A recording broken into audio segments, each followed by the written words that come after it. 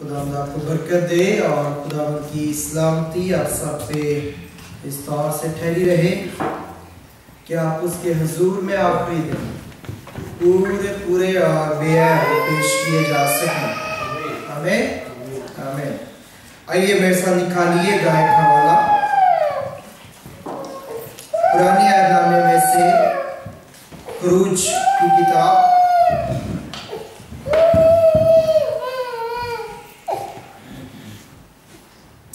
अंदर मोसेस बुकन खुरूज की किताब उसका 23वां बाब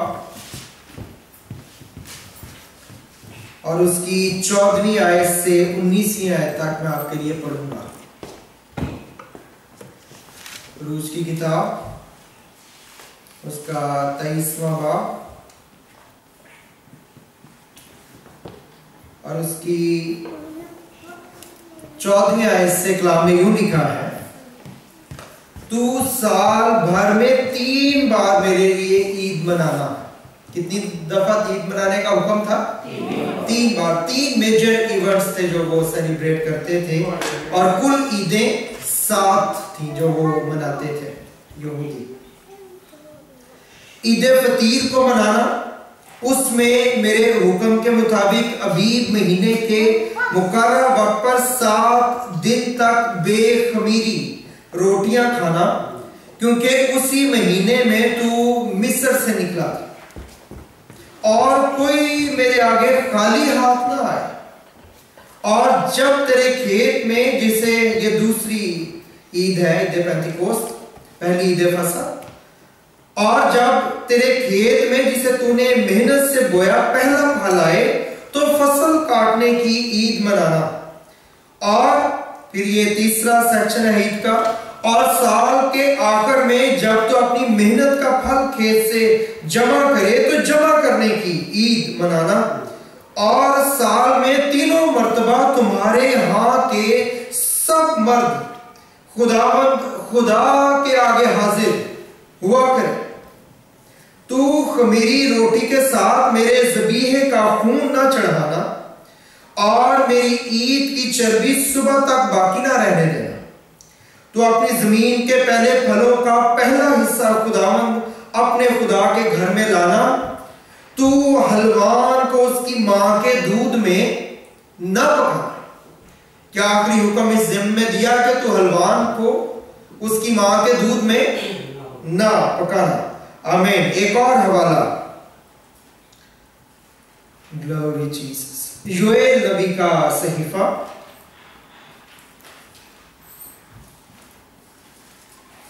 अंबियाए असगर में, ये दूसरे नबी हैं योएल, उनका 2 बाब और उसकी 28वीं और 29वीं आयत। योएल उसका 2 बाब और उसकी 28वीं आयत में लिखा है, और इसके बाद मैं हर फर्द बशर पर अपनी रूह नाजिल करूंगा और तुम्हारे बेटे बेटियां नबूवत करेंगे। तुम्हारे बूढ़े ख्वाब और जवान रोया देखेंगे, बल्कि मैं उन अय्याम में गुलामों और लौंडियों, हमारा जिक्र है गैर कौमों का, गुलामों और लौंडियों पर अपनी रूह नाजिल करूंगा। खुदा के पाक कलाम का पढ़ा और सुना जाना बाइस बरकत ठहरे। आमीन। आज ईद पेंतिकोस्त का दिन है और पूरी दुनिया में इसको मनाया जाता है। आज जब हम कलाम के इस हिस्से पर गौर करेंगे तो हम ईद पेंतिकोस्त की जो तारीखी पस मंजर है, हिस्टोरिकल बैकग्राउंड, उसको भी देखेंगे। ईद पेंतिकोस्त के लिए जो प्रोफेटिक वर्ड हैं योएल में हमने पढ़े, उनको हम थोड़ा सा देखेंगे और फिर आखिर में हम ईद पेंतिकोस्त के लिए जो प्रोफेटिक फुलफिलमेंट है, नबूवती तकमील है, उसको हम देखने की कोशिश करेंगे कि आज खुदावंद जो है हमारे लिए क्या पैगाम इस खास दिन में रखता है। भाई रॉबर्ट ने बड़ी खूबसूरती के साथ हवाला जात को आपके सामने तिलावत किया जो ऊपर भी लिखे हुए हैं, और इस कहानी से कमोबेश तमाम मसीही वालिदैन और उनके बच्चे जो हैं वो वाकिफ होते हैं कि किस तौर से कलीसिया जो है उसका आगाज किया गया। खुदा यीशु मसीह ने बताया कि वो कलीसिया को बनाएगा, और कलीसिया जिसे वो बनाएगा उस पे आलमे अरवा के दरवाजे गालिब नहीं आएंगे। कोई ऐसी चीज जो कुव्वत, इख्तियार, कुदरत या किसी भी तरह की हो,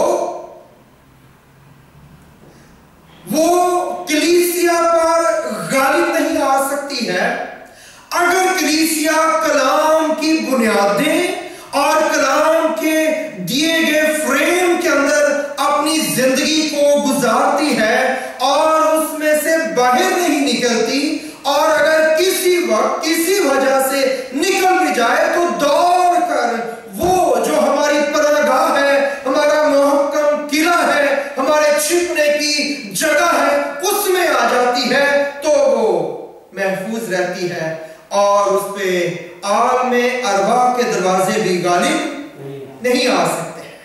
वो लोग जो कलीसिया के लोग हैं, खुदा के लोग हैं, मसीह में मौत का मजा भी चखते हैं, उन पे भी आलमे अरवा के दरवाजे गालिब नहीं आ सकते, और आलमे अरवा की कोई कुव्वत उन पे गालिब नहीं आ सकती। रोमियो के खत के 8वें बाब की पहली आयत में लिखा है, अब से जितने मसीह यीशु में हैं उन पर सजा का हुक्म नहीं है।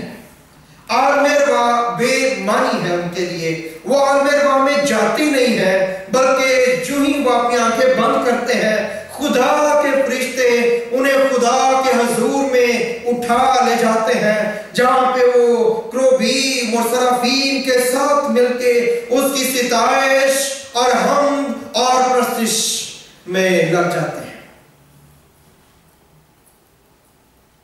ईद पेंटिकोस्त को नई नजर की ईद भी कहा जाता था, हफ्तों की ईद भी कहा जाता था, फसल काटने की ईद भी कहा जाता था, और ईद पेंटिकोस्त भी इसको कहा जाता था। मैंने जब अपनी होश में यह फैसला किया कि मैं खुदावंद के साथ चलूंगा, तो उस वक्त से लेकर आज के दिन तक मैंने शख्सी तौर पे कभी इस बात को इस तरह नहीं लिया कि मेरी रूहानी तरक्की की जिम्मेदारी किसी दूसरे शख्स के ऊपर है। उसी दिन से मैंने बड़ी वफादारी के साथ कोशिश की है कि मैं ईमानदारी और वफादारी के साथ रूहानी तरक्की के लिए हर रोज कोशिश करता चला गया। जब हमें खुदा का खादिम मिल जाता है, अगर आपके पास पास्टर है, रहे हैं या रहेंगे, तो पास्टर का होना इस बात की अलामत नहीं है कि मैं और आप अपने पास्टर की मौजूदगी में रूहानी जिम्मेदारियों से सबकदोश हो जाएं, उनसे हम अलग हो जाएं, या हम समझें कि अब हमारी जिम्मेदारी रूहानी तौर पे खत्म हो गई है या कम हो गई है। जी नहीं, मैं आपको यह बताना चाहता हूं कि कोई भी लीडरशिप मौजूद हो, उनकी मौजूदगी में एक मसीही की जिम्मेदारी उतनी ही कीमती है जितनी कि आपकी लीडरशिप की मौजूदगी में आपकी जिम्मेदारी होती है या हो सकती है। इसकी मिसाल मैं आपको मेरे ज़हन में आई है, मैं देना चाहता हूं। तालिब इल्म है, जब वो एक टीचर को हायर करते हैं स्टडीज के लिए, ट्यूशन के लिए या किसी भी काम के लिए, जब वो उस्ताद को हायर कर लेते हैं, तो वो कभी इस चीज को एक्सपेक्ट नहीं करते, कभी इस चीज को नहीं सोचते कि मैंने इनको टीचर रख लिया है तो इन्होंने मेरी जगह किताबें भी पढ़नी है, इन्होंने मेरी जगह फेल भी होना है और इन्होंने इम्तिहान भी पास करना। नहीं, टीचर का काम यह है कि वो गाइड करेगा, मोबिलाइज करेगा, मोटिवेट करेगा, वो आपकी रहनुमाई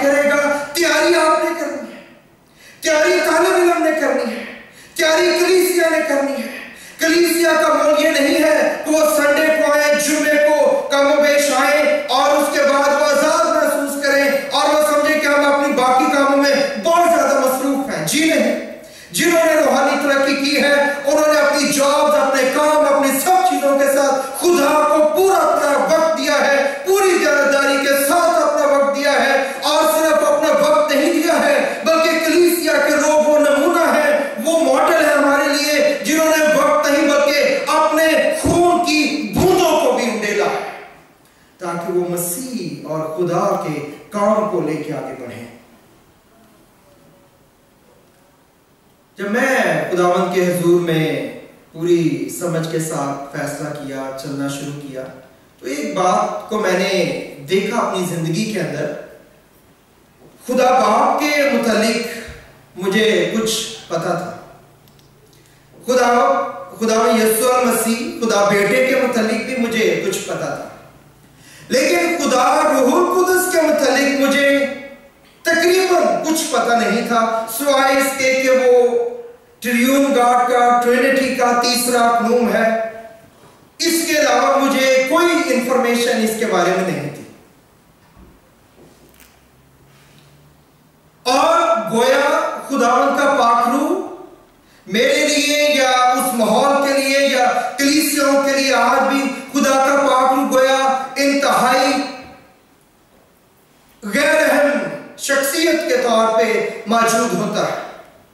लेकिन मैं आपको यह बताना चाहता हूं कि पुराने अहदनामे के अंदर आप किसका रोब और दबदबा देखते हैं? खुदा बाप का। और नए अहदनामे में आज से 2000 साल पहले किसका जलाल और रोब और दबदबा और मौजूदगी को आप देखते हैं? खुदा बेटे की, खुदा यीशु मसीह की मौजूदगी हुई और उन्होंने यहाँ पे खिदमत की।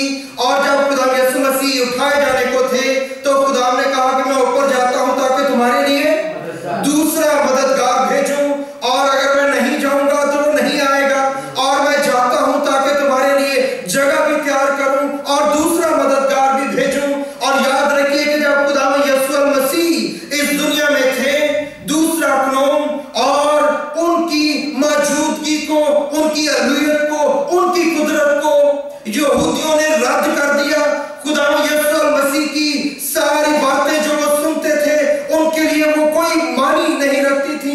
जब वो खुदा होने की बात करते थे तो उन्होंने अपनी बरकत को मिस कर दिया। आज जिस जमाने में हम रह रहे हैं, इसमें खुदा यीशु मसीह ने दूसरा मददगार खुदा पाकरू भेजा हुआ है। अगर वो हमारे लिए गैर अहम है, अगर हम उसके लिए कोशिश नहीं करते, जुस्तजू नहीं करते, अगर हम उसको जानने के लिए अपनी बातों को, अपनी डिस्कशंस को ऐसे एक दूसरे के साथ बांटते नहीं है, जानने की कोशिश नहीं करते, नेट पे सर्च नहीं करते, कलाम को नहीं पढ़ते और तरह से कोशिश नहीं करते, तो याद रखिए कि हम ये साबित कर रहे हैं कि खुदा का पाकरू गोया ये शख्सियत मेरे लिए इतनी अहम नहीं है। और मैं आपको ये बताना चाहता हूं, अगर हम ये करेंगे तो अल्टीमेटली हम अपनी बरकत को मिस कर देंगे। मुझे और आपको आगे बढ़ना है। ईद पेंतिकोस्त जो है ये कलीसिया का जन्मदिन है। ईद पेंतिकोस्त वाले दिन कलीसिया ने जन्म लिया। खुदावन ने कलीसिया की बुनियाद को रखा, कहा मैं कलीसिया बनाऊंगा। उसके बाद मसरूबियत का दौर हुआ, खुदावन आसमान पे उठाए गए और कलाम में लिखा है कि 120 की जमात जो है ये जिंदगियां डरी हुई, सहमी हुई, मौत के खौफ से, यहूदियों के खौफ से, रोमी गवर्नमेंट के खौफ से ये एक कमरे के अंदर बंद थे, दुआ कर रहे थे और इनके अंदर इतनी जुर्रत और हिम्मत नहीं थी कि ये बाहर निकल के मसीह की गवाही देते, कलीसिया को कायम करते। लेकिन आज के दिन खुदावंद के रूहुल कुदस के नज़ूल के सबब से इन जिंदगियों के अंदर एक ऐसा जोश आया, ऐसी तहरीक आई, इनका खौफ जो है वो ईमान में तब्दील हो गया, फिर जो है वो फेथ के अंदर बदल गया और ये बाहर निकले।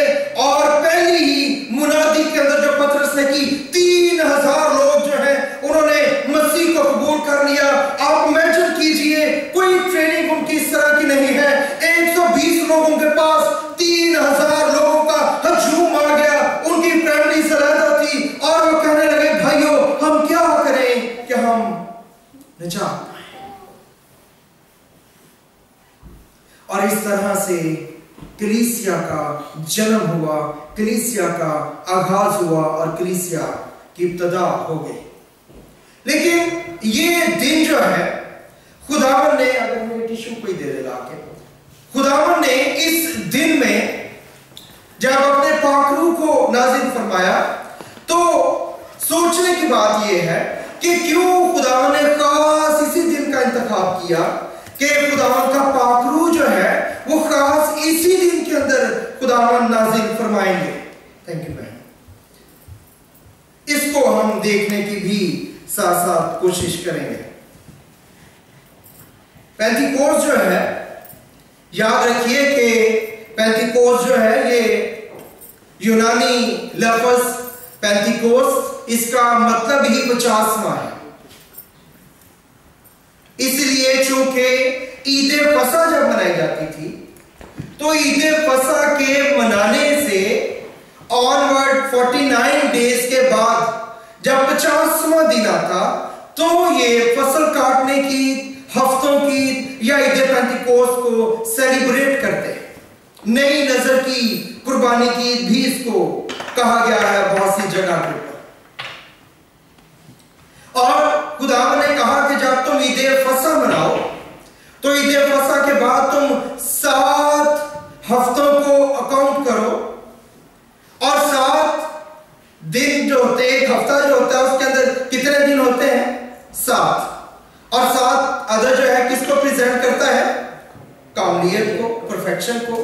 और खुदा ने कहा कि 7 ही हफ्ते होने चाहिए और 7 दिनों के हफ्ते को तुमने 7 से मल्टीप्लाई करके उससे अगला दिन जब शुरू हो तो उस दिन तुमने एक ईद मनानी है जिसमें तुमने नई नजर को पेश करना है, पहले फलों को पेश करना है और हफ्तों की ईद को पेश करना है। और ये ईद ऐसी हो कि घरों में कोई मर्द, लीडरशिप जो है घर की वो पीछे नहीं रहनी चाहिए।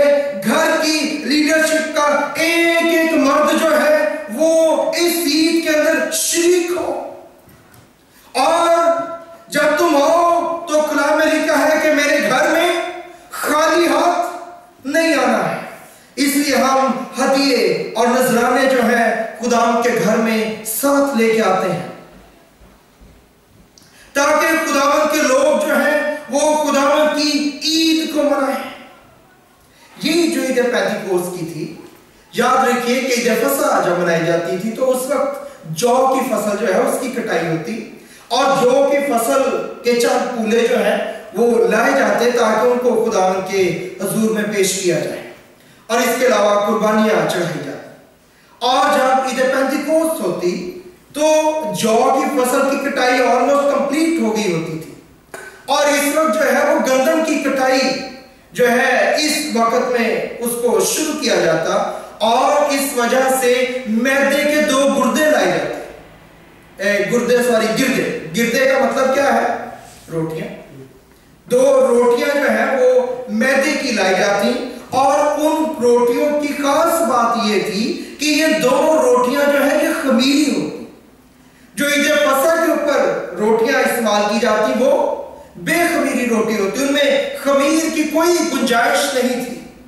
लेकिन ईद पेंटिकोस्ट वाले दिन जो गिरदे इस्तेमाल किए जाते, रोटियां इस्तेमाल की जाती, वो खमीरी रोटियां होती क्योंकि ईद पेंटिकोस्ट की ईद जो है ये हमारी जिंदगी को, हमारे करैक्टर को प्रेजेंट करने की कोशिश करती है और हमारी जिंदगियां जो है, कलीसिया की जिंदगियां, ईमानदारों की जिंदगियां जो है, जब तक हम मौत का मजा नहीं चख लेते, याद रखिए कि हम कामलियत में जिंदगी बसर नहीं करते बल्कि हम कामलियत की तरफ दौड़े हुए जाते हैं। हर रोज पाक होते हैं, हर रोज नए होते हैं, हर रोज अपने आप को मसीह के खून से धोते, मसीह के खून से आजाद होते, उन कमजोरियों से, उन चीजों से जो हमें आसानी के साथ घेर लेती है ताकि हम मसीह के कद के अंदाजे की तरफ बढ़ते चले जाएं। और ये इसलिए भी जरूरी था ताकि उस फसल को जब आप खुदावन के सामने पेश करें तो आप ये बताएं कि खुदा मेरी जिंदगी की सारी बरकतें, मेरी सारी खुशियां, सारी अफजाइश, जो कुछ मेरे पास है ये सब कुछ तूने दिया है। उस फसल को जो दी जाती कहीं पहले उसे ऊपर की तरफ उठाता जो इस बात का इजहार होता कि ये सब कुछ खुदा की तरफ से आता है। उसके बाद उसे दाएं और बाएं तरफ फैलाता जो इस बात की अलामत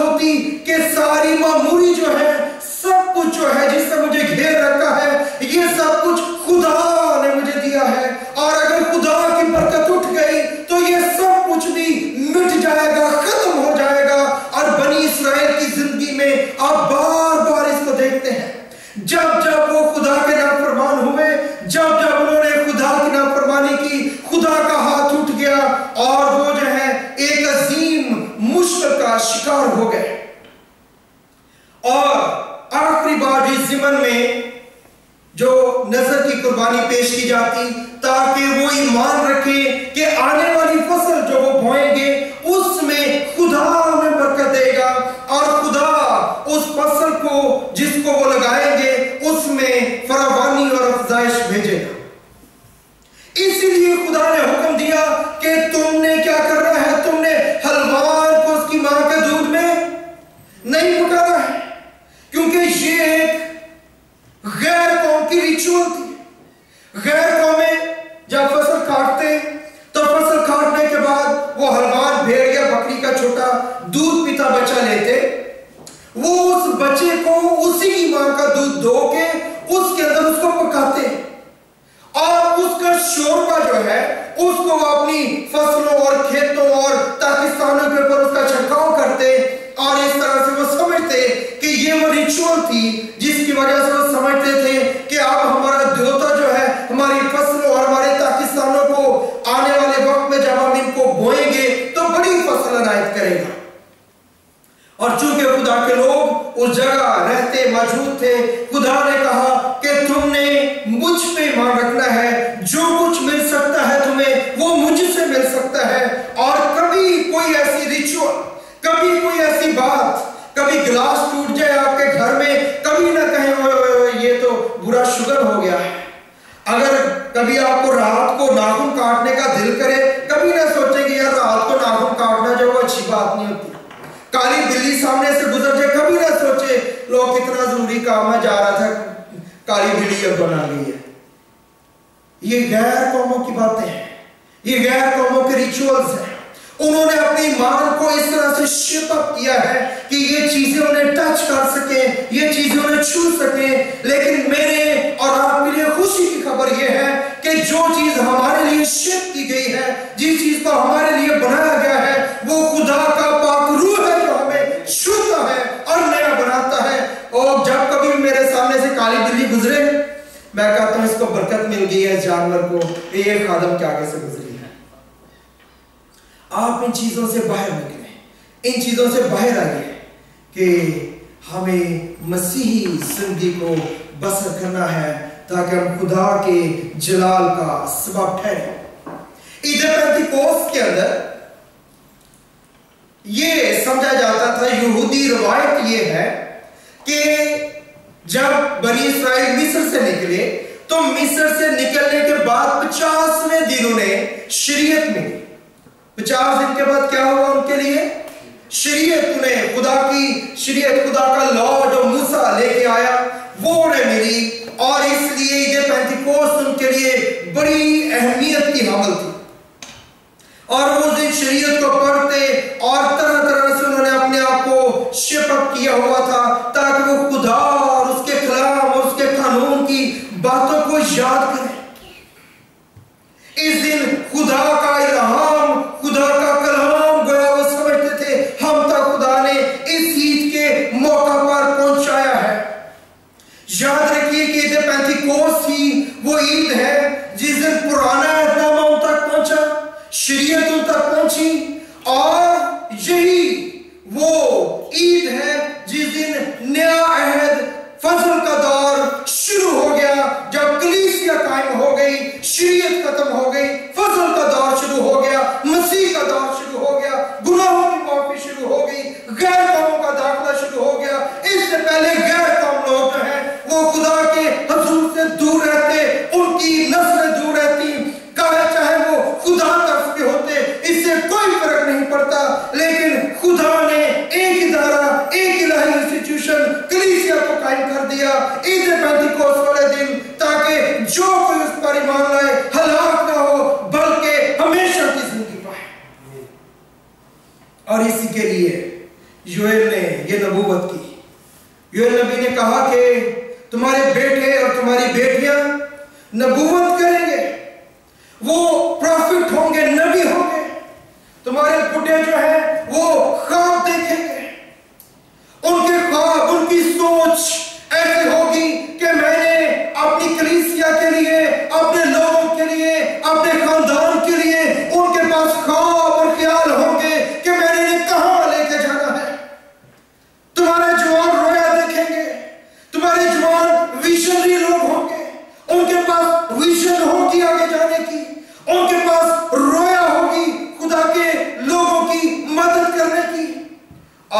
बुढ़े, आज के जवान, आज के बेटे, आज की बेटियां कैसी हैं?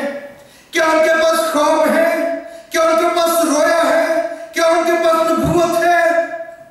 शायद नहीं, कुछ नजर नहीं आता है।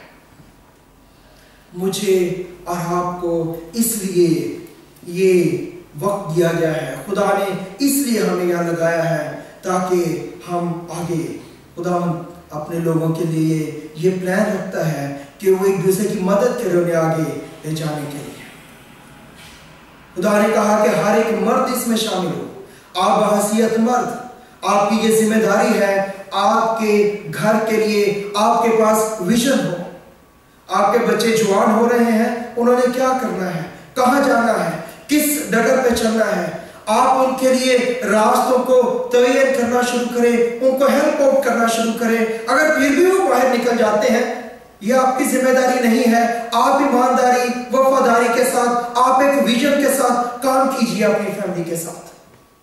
उनकी तालीमी जिम्मेदारियों में, उनकी इखलाकी जिम्मेदारियों में, उनकी रूहानी जिम्मेदारियों में, उनकी मैदानी जिम्मेदारियों में, हर एक चीज के अंदर जब आप उनके साथ एक विजन के साथ चलेंगे, आप उनके साथ अपनी विजन बांटेंगे, खुदावंद आपको फल देगा। मेरे बच्चे राय से, पट्रीशिया से अगर आप पूछें कि तुम्हारे बाप की तुम्हारे लिए क्या विजन है, वो बताएंगे कि जब वो इस उम्र में होंगे तो मेरी क्या विजन है उनके लिए, जब वो उम्र के इस हिस्से में पहुंचेंगे तो मेरी क्या विजन है उनके लिए, जब उम्र के वो उस हिस्से में पहुंचेंगे तो मैं क्या सोचता हूं कि उन्हें होना चाहिए या कहां पे पहुंचना चाहिए। विजन रखें और उसे बांटिए। मैंने इस कलीसिया के साथ जब काम शुरू किया है, मेरे पास इसके लिए एक विजन है। मैंने पहली दफा मेरी पहली डायरी जो कलीसिया के लिए मैंने खरीदी, उसके पीछे वो आज भी लिखी हुई है कि आप सबको मैं किस जगह पे देखना चाहता हूं और कौन से छोटे छोटे मोल हैं, गोल हैं जिनमें से गुजर के आपने वहां पहुंचना है। मेरी कोशिश है कि यह सब कुछ हो, लेकिन अगर तालिब इल्म पढ़ना ही ना चाहे, आप टीचर हो, बहुत काबिल हो, प्रोफेसर हो, जो मर्जी हो, लेकिन अगर तालिब इल्म पढ़ना ही ना चाहे तो वो कुछ नहीं कर सकता। लेकिन अगर कोई पढ़ने वाला कीन तालिब इल्म मिल जाए तो टीचर जो है वो नखिद भी हो, कुछ भी ना जानते हो, फजूल भी हो, नकम्मे भी हो, तो भी वो तालिब इल्म जो है वो बहुत थोड़ी सी छोटी सी रहनुमाई से बहुत आगे निकल सकते हैं। तो ये वो दिन, पेंटिकोस्ट का दिन, जिस दिन दोनों अहद, पुराना अहद शरीयत जब मिली और नया अहद, फजल का अहद जिसे हम कहते हैं, कलीसिया कायम की गई, इसी सेम दिन का खुदा ने आगाज किया। क्योंकि कलाम में क्या लिखा है, अल्फाज मार डालते हैं लेकिन रूह जिंदा करती है। अल्फाज क्या है, शरीयत। कलाम में लिखा है जब शरीयत आई तो गुनाह क्या हो गया, जिंदा हो गया, और जब गुनाह आया तो मैं क्या हो गया, मैं मर गया, मेरी डेथ हो गई। हर